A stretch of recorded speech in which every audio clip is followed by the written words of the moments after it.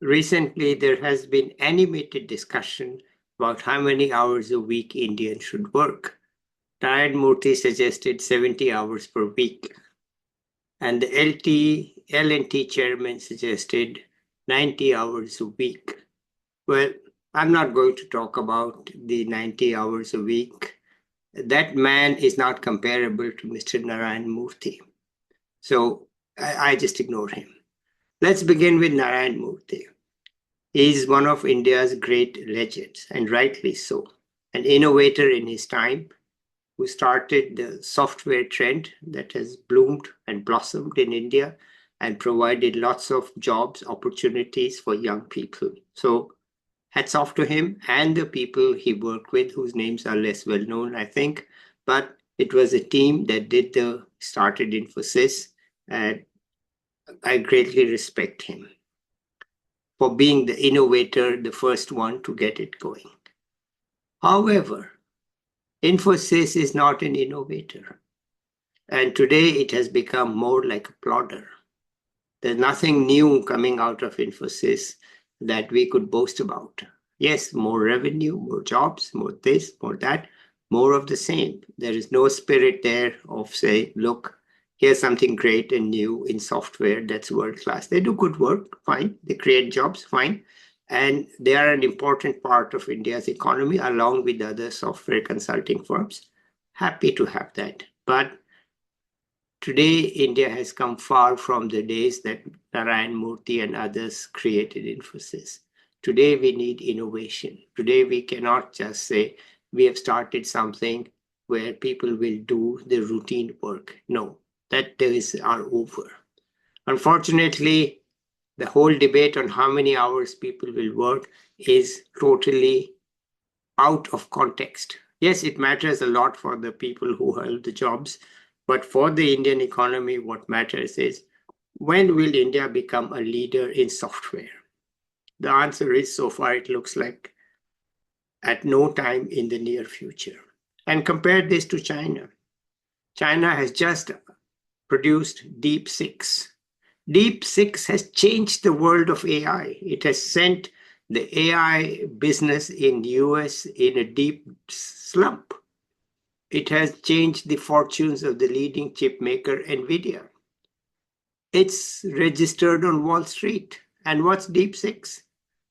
DeepSeek, it's just a set of young people in China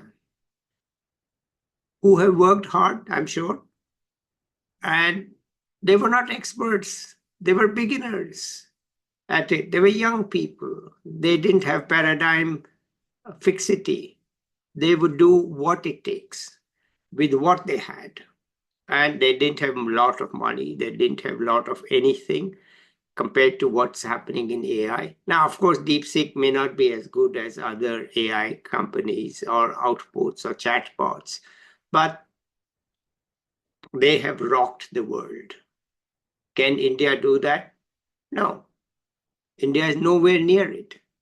And that's where the focus should be on how India can rock the world, how India can make things happen, which there's no reason that we cannot do. But we are stuck in such silly debates like how many hours per week people should work. More of the same is not going to make India a prosperous country. When Narayana Murthy launched Infosys, he didn't say, let's continue to work 70 hours in the old things, in the old ways. He said, no, we're going to do something new. And he did. Now, L&T, I don't know what they've done, whether they've done anything new, but I don't think so. I never read that L&T has produced anything great, new, exciting. And so you can put in 90 hours a week and you can make more of it. But really, that doesn't do anything that makes a big impact. What we need in India today are big impacts. And that, I think, is only going to come from startups. But the startups, unfortunately, are also not focused on major innovation because they don't have the money, they don't have the resources. And so they are just looking to do some things which are widespread in India. They are not looking to be world class. No, I'm sorry. They're not looking to be world class. I mean, what you have food delivery service. What's so innovative about food delivery? Yes, you do it faster in India, and you do it at lower cost because wages are low. But there's nothing innovative about it. So let's not be fooled by either talks of the startups doing great and innovative things. No, I'm sorry, they are not doing gold medal world class things. And certainly, let's not be tied up with 70 hours a week or 90 hours a week. What we need is to get people to work smart, to be innovative, to produce things that are new and great. And let's hope that we get that. Right now, it doesn't look like we will get that. I'm sorry to end on a negative note, but seeing the sensational introduction of an AI chatbot from China makes me think, why couldn't India do it? Why isn't India on the verge of doing something similar?